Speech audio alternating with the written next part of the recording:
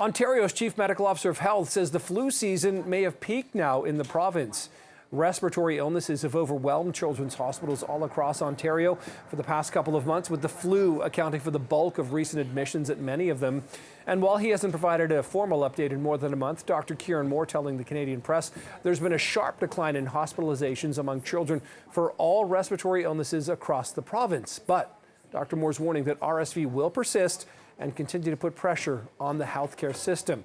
Now, Toronto's Associate Medical Officer of Health says in the city, the flu may not peak here for a few more weeks.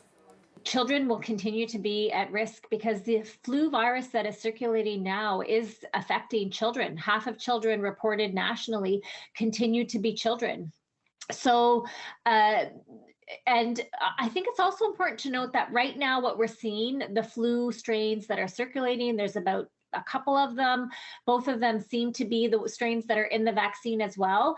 But just because we're hitting our peak with those strains, usually there's a second bump, for example, in February or March. So, you know, if people are wondering, well, I heard we've hit our peak, there's no need to worry.